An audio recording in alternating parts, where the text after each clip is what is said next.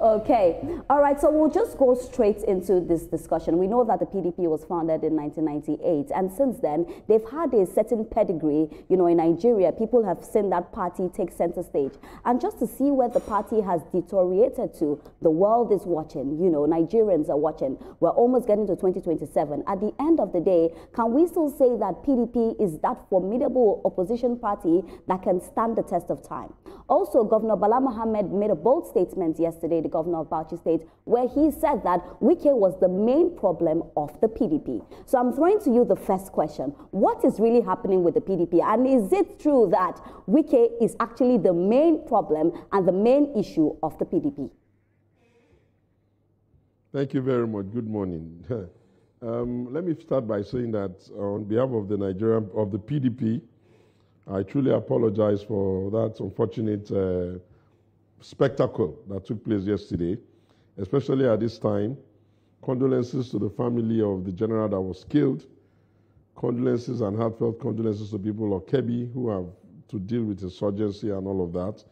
And I encourage the federal government and everybody that has one role to play or the other to figure out a comprehensive reaction to this insurgency. We can't live every day with the same story and the same condolences. Now, having said that, a political party like the PDP that was founded and created at the start of this particular republic in 1998 must be able to trace how it got itself to where it is now. Because what I have observed is that people have treated the issues on the surface and they have tended to point fingers at each other. People like to say that Wike is responsible for everything that is going on with the PDP. But I have a different point of view, and that is that in the first instance, had the organization been well structured, had the organization been reformed when we were shouting for reform, would one individual be able to do the much that they say one individual is doing? I don't agree. The latest piece is the charade that happened yesterday. What I would say to that is that when the parties go to court and they often like to scream, internal affairs, internal affairs, internal affairs, it is for the avoidance of that type of breakdown of law and order that the courts sometimes painfully weigh in helping to interpret, you know, their constitution and the Electoral Act. However, the courts are damn if they do, damn if they don't. When the court looks at the argument before it and gives a judgment, those that the judgment did not favor will embarrassingly run to town and say it was not a good judgment. But they will forget that when the court then gives a judgment that favors them, then they say the judgment is good. That's where we have found ourselves.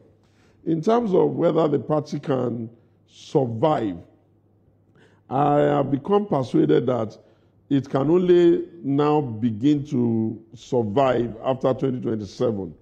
I believe that it has almost but shot itself out of 2027. If you look at the number of governors on the stable of the party who have left, if you look at our last outing in Anambra, never mind that APC won, Abga won, APC did well, some others did well, PDP had zero show in there. If you look at what's going on all around the country, you will just get the impression that what we were supposed to deal with on time, that for selfish reasons they didn't deal with it, and has now come to hit us all in the face. In terms of how do I place the burden of responsibility here, I would like to say and say very clearly and firmly that the most difficult period that PDP had in its history was 2015 when it lost to the APC of President Muhammadu Buhari. And of course, because it has never been in opposition before, that was a bit strange. To God be the glory and to the respect of now the man who is often called the aggressor all the time, he was able to provide leadership first among his committee of governors in the PDP Governors Forum, and at least whatever they did, they could take, you know, decision together. Dovetail it back to what's happening today. The one who calls himself the chairman of the Governors Forum is barely able to even get a committee of 5 people to agree. Then when you look at the cause effect, you realize that this particular one now started just about when the RU-led NWC was about to put together the 2023 presidential campaign contest. Every appeal to common sense, for people to take it easy, recognize party supreme, let us endure, fell on deaf ears. Among those who said that was not the right way then is the one in Ibadan now, who suddenly have found his Nigerian PDP, party supreme, anti-party sir, and unfortunately they are just making a mess.